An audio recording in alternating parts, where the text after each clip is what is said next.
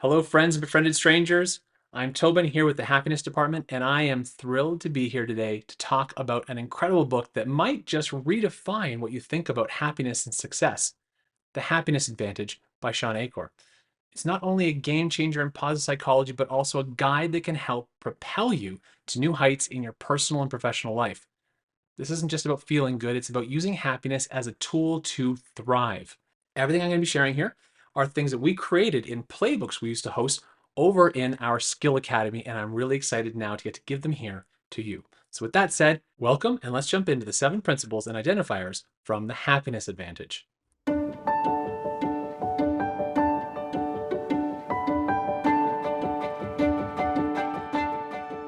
Principle number 1, the Happiness Advantage. This principle suggests that a positive mindset provides a competitive edge by enhancing our ability to think, learn, and work at peak efficiency. When our brains are happy, they perform significantly better than when they are neutral, negative, or stressed. This is because, well, dopamine, a neurotransmitter triggered by feelings of happiness, turns on learning centers in the brain. Now, how can you apply this principle? Well, let's ask, what is one daily activity that brings you joy? And how can you ensure you make time for it every day to foster a more positive mindset? Principle number 2, the fulcrum and the lever. Our mental perception, or our mindset, which is the fulcrum, has a significant impact on our potential for success, which is the lever. By shifting our perspective in a more positive direction, we can achieve a higher level of performance and satisfaction. Essentially, the power to maximize our potential lies within us, and the ability to adjust our mindset allows us to generate the power needed to change. Now, in our playbook, here's how you can apply this principle. The question for you is, can you identify a current challenge in your life and think of a way to adjust your mindset to view it as an opportunity for growth or learning? Now to principle number 3, and I love the names of these, the Tetris effect, named after the video game. This principle refers to the idea that when we repeatedly engage in an activity, our brains start to pattern themselves around that activity, similar to how Tetris players see blocks falling even when they close their eyes. The takeaway is that we can train our brains to spot patterns or possibility and opportunity, which allows us to seize these opportunities where others see none. To apply this principle, we're going to ask, what positive patterns or opportunities can you identify in your everyday life that you may have previously overlooked? Feel free at the end of any of these to take a moment, reflect on this, write it down. Principle number 4, following up. When faced with adversity, we have 3 choices: to be dragged down by the negative event, to stay more or less in the same place where the event found us, or to rise above the situation. By choosing the latter, we use adversity as a stepping stone towards better things.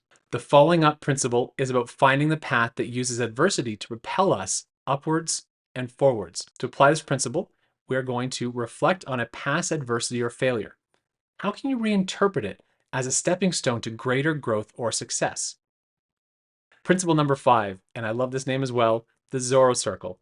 Named after the character Zorro, who mastered complex skills by first focusing on smaller, manageable goals, this principle suggests that when challenges seem overwhelming, the key is to start small and gradually expand our circle of comfort. By first controlling our immediate environment, we restore our senses of control and self-confidence. To apply this principle, we're going to ask, what is one small, manageable goal you can set for yourself today that will help you regain control over a larger, overwhelming challenge in your life? Principle number 6, the 20-second rule. This principle suggests that by minimizing barriers to change, making it 20 seconds easier to start a positive habit or 20 seconds harder to slide into a negative one, we can form better habits and break poor ones. Small energy adjustments can make a big difference in our lifestyle, and understanding this can lead to significant personal and professional progress. To apply this, I'm going to ask, can you identify a positive habit you'd like to adopt or a negative one you'd like to break? What is one small adjustment you can make right now to make it 20 seconds easier to start the good habit or 20 seconds harder to continue the bad one?